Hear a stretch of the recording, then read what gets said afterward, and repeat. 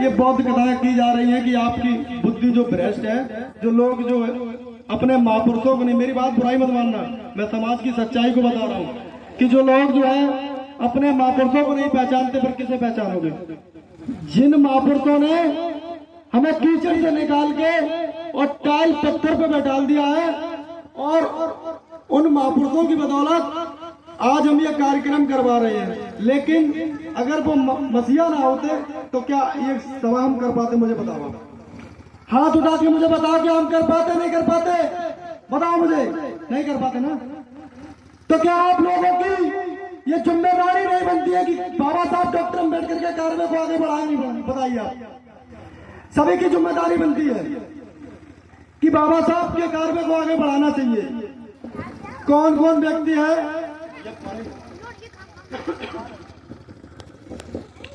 कि बाबा साहब के कार्य को आगे कौन कौन बढ़ाना चाहता? हाथ उठा के बताओ मुझे, झूठ मत बोलना, सच बताना। आप एक भी नहीं बढ़ाओगे कार्य को, एक भी। इसमें 2-4 व्यक्ति जो बढ़ाएंगे, हम बताते हैं, क्योंकि डेली लोग जो है 500, 600 लोग बैठते, वो यही कहते हैं। लेकिन जब मैं उनसे फोन करता हूँ कि आज यहाँ प्रोटेस्ट कर रहे हैं, आंदोलन कर रहे हैं, समाज की हथियारों की लड़ाई है, कोई अपने घरों से बाहर निकल के नहीं आता है। आपने सुना होगा कि अरे निकलो बाहर मकानों से, अरे निकलो बाहर मकानों से और जंग लड़ो बेईमानों से। जब तक आप अपने घरों से, अपने मकानों से बाहर नहीं निकलोगे, तब तक इन बेईमानों से आप लड़ाई नहीं लड़ सकते हो।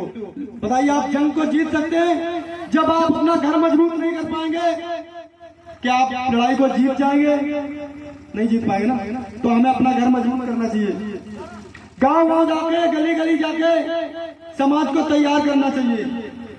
आज ये भोला भाला जो समाज है, बहुजन समाज है, आज इन समाज को परेशान किया जा रहा है, जाति और धर्म के नाम पर टारगेट किया जा रहा है, यहाँ हिंदू और मुस्लिम कराया जा रहा है।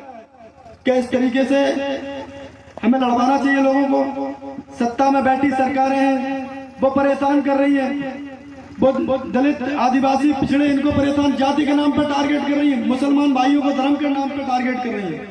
लेकिन आपको सच्चाई नहीं पता, इस देश में सबसे ज्यादा अगर कुर्बानियां दी है तो मुसलमान भाइयों ने कुर्बानियां दी है। इतिहास उठा के देखना कभी आप, तब आपको पता लगेगा। यहाँ लोग जाति और धर्म के नाम पर लड़वाना चाहते हैं, लेकिन हमें जाति और धर्म के नाम पर नहीं लड़ना, आपसी में भाईचारा पैदा करना है। बिरादरी बिरादरी में लोग लड़े मारे जा रहे हैं, जमीन के पीछे लड़ रहे हैं, प्लाट के पीछे लड़ रहे हैं। कब तक आप आपसी में लड़ते रहोगे? जब आप अपने घर में लड़ोगे तो दूसरे से कैसे लड़ाई? दूसरे से जंग नहीं जीत सकते आप जब तक आप अपना घर मजबूत नहीं करें। डॉक्टर बाबा साहब अम्बेडकर का सपना था कि यह समता मूलक समाज बनना चाहिए।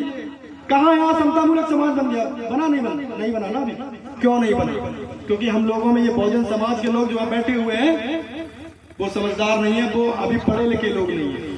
हमारे लोग बच्चों को 10-12 साल का बच्चा होते हैं उसे मजदूरी पे भेज देते हैं। 2 साल, 4 साल, 10 साल, जितना समय दो उसे पढ़ने के लिए समय दो। अगर वो लग जाएगा तो आपकी गरीबी दूर हो जाएगी। नहीं, आप 300 रुपए वो आज भी कमाएगा, नहीं लगेगा तब भी वो पैसा कमाएगा, लेकिन उसे मौका दो। संत गाडगे जी महाराज ने कहा था, अगर आपके पास थाली ना हो, प्लेट ना हो, आप हाथ पर रोटी रख के खाना, लेकिन अपने बच्चों को जरूर पढ़ाओ। लेकिन यहाँ हमारे लोग अपने बच्चों को नहीं पढ़ा रहे हैं। जो दिन भर जो पूंजी इकट्ठी करते हैं, 200-400 रुपए कमाते हैं, वो पूरा जो ठेके पे देते हैं। मैंने देखा SC/ST समाज सबसे ज्यादा मुझे ठेकों पे मिलता है, मैंने ये देखा है। अगर आप चाहते हो, कौन कौन चाहता है कि समता मूलक समाज बने, डॉक्टर बाबा साहब अम्बेडकर के सपनों का भारत बने? कौन कौन चाहता है? मुझे हाथ उठा कर बताओ। आप लोग सभी चाहते हो? अगर समता मूलक समाज बनाना चाहते हो तो आपको ध्यान रखना होगा, आपको गांव गांव, गली गली जाके समाज को तैयार करना होगा, समाज के लोगों को तैयार करना होगा, हर घर शिक्षा पहुंचानी होगी। आपको अपने भाइयों बहनों को अच्छी शिक्षा देनी होगी, क्योंकि डॉक्टर बाबा साहब अम्बेडकर ने कहा था कि शिक्षा वो शेरनी का दूध है, जो पिएगा वही दौड़ेगा। अगर आपने शिक्षा को समय दे दिया, शिक्षा आपका समय बदल देगी। लेकिन हम लोग शिक्षा को समय नहीं दे रहे हैं, हम लोग गलत दिशा में जा रहे हैं, हम लोग परिवर्तन नहीं कर रहे अपने घर में। डॉक्टर अम्बेडकर तब बनना चाहते हैं, कांशीराम साहब सब बनना चाहते हैं, लेकिन अपने घर से कहीं तैयार ना हो जाए तो दिक्कत हो जाएगी। एक भी नहीं चाहते, ये सब झूठे हैं। कोई भी नहीं चाहता है समता मूलक समाज बन जाए। डॉक्टर अंबेडकर सब बनाना चाहते, अपने घर में कांसीराम सब बनाना चाहते हैं, लेकिन अपने घर से तैयार ना हो जाए। कोई संघर्ष नहीं करना चाहता है। यह समता मूलक समाज तब बनेगा जब हर घर शिक्षा पहुंचेगी, जब पढ़े लिखे लोग होंगे, जिसकी लीडरशिप मजबूत होती है। जब राज कहा जाता है उसे न्याय भी मिलता है, जिसकी लीडरशिप कमजोर है उसे कभी न्याय नहीं मिलता है। यहाँ प्रधान भी समाज के हैं, जिला पंचायत सदस्य भी प्रधान के हैं, वो हमारे हैं, हमारे विधायक भी हैं, हमारे सांसद भी हैं। कहाँ आपके हमारे लोगों की लड़ाई उन्होंने लड़ी?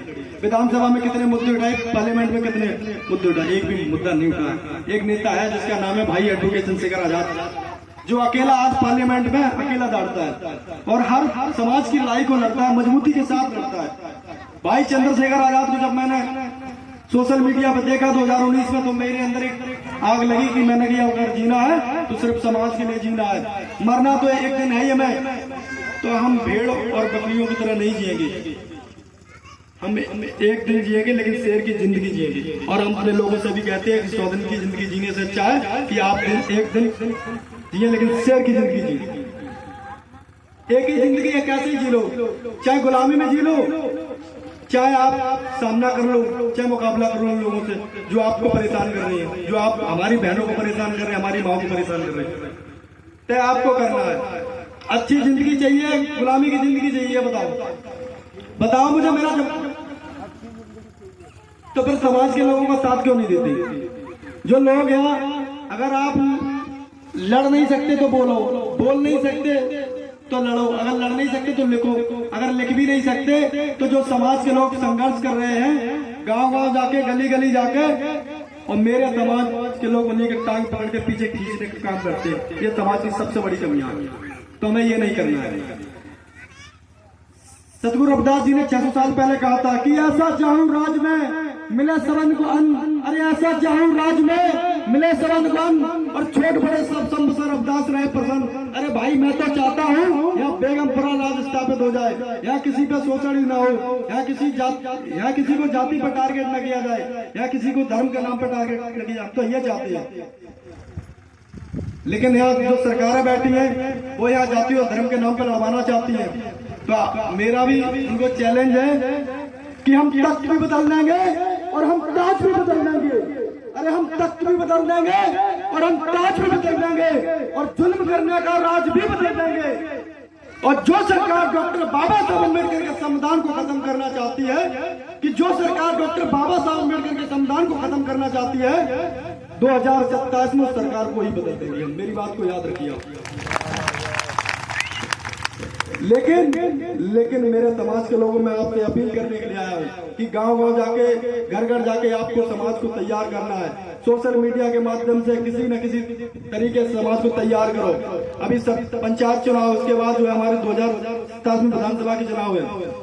आपको जो है लीडरशिप मजबूत करनी है, क्योंकि मानवर साहब कांसीराम ने ये कहा था कि अगर हम टिकट देने में गलती करें तो आप वोट देने में गलती मत करना। हमारे लोग वोट देने में गलती करते हैं, फिर 5 साल भुगतते हैं, और वो नेता हरामखोर जो आपका वोट लेके जाता है वो अपने घरों में बैठा अपनी कोठी बनवा रहा है, अपने बंगले बनवा रहा है, अच्छी अच्छी गाड़ियों से घूम रहा है। क्या जो अगर मानवर साहब ने जो कहा कि हम टिकट देने में गलती करें, वोट देने में गलती मत करें, तो आप वोट देने में क्यों गलती करते? नेता हम इस वजह से चुनते हैं कि वो विधानसभा में जाकर, पार्लियामेंट में जाके मेरे हक अधिकारों की लड़ाई को लड़े। इस वजह से नेता चुनते हैं। नेता हम इस वजह से नहीं चुनते हैं कि वो हमारा वोट लेके चला जाए, अपने घरों में बैठ जाए, जब समाज को मारा पीटा जाए, जब समाज की बहन बेटियों को परेशान किया जाए, जब समाज का शोषण हो, तो वो अपनी कुर्सी से उसे प्यार है, वो अपने घरों से बाहर नहीं निकल के आएगा। क्या ऐसा नेता चुनना चाहते हो? जब समाज के अधिकारों की बात आए तो सबसे पहले सीना तान के खड़ा हो। अगर मुकदमे की बात है, लाठी की बात है, गोली की बात हो, सबसे पहले सीना तान के मैं खड़ा मिलूंगा। मेरी बात को याद रखिए। आधी रात बुराई रात जब आपको जरूरत पड़ी, मुझे बताना। मेरा नाम आजाद अमन गौतम है। मैंने कभी किसी के सामने घुटने नहीं टेके। मैंने जो है ईंट के जवाब उन्हें पत्थर से देने का काम किया है। मैंने कभी किसी के सामने घुटने नहीं टेके। जब समाज के सम्मान की बात आई तो मैं अपनी गर्दन कटवा भी सकता हूँ और लोगों की गर्दन काट भी सकता हूँ। दम रखता हूँ मैं। उत्तर प्रदेश में करीब 70 जिलों में लोग 65 जिलों में मुझे खुद जानते हैं, बाहर प्रदेशों में जानते हैं। अभी मेरी एक मैंने कोचिंग खुलवाई धर्मपुर में, करीबन 100 बच्चे समथिंग हो गए हैं धर्मपुर में, निःशुल्क कोचिंग है मेरी। और मैं प्रयास ये कर रहा हूँ कि हर पंचायत में एक फ्री कोचिंग होनी चाहिए, जिससे गरीबी को दूर किया जा सकता है। आपको बहुत बहुत बड़े नेता आएंगे यहाँ पे और वो बात करेंगे कि डॉक्टर बाबा साहब हमारे हैं, बाबा साहब हमारे। ये बात आपको समझनी होगी, इसलिए अम्बेडकरवादी कौन है। असली अम्बेडकरवादी वही है जब समाज के हकदारों की बात आए तो सबसे पहले वो आगे खड़ा मिले, लाठी डंडों की बात आए तो सबसे पहले सीना तान के खड़ा वो मिले। ऐसा लीडर हमें नहीं, गद्दार लीडर नहीं सुनना है। अब तय आपको करना है, गुलामी भी जीना है या अच्छी जिंदगी जीना है, तय आपको करना है।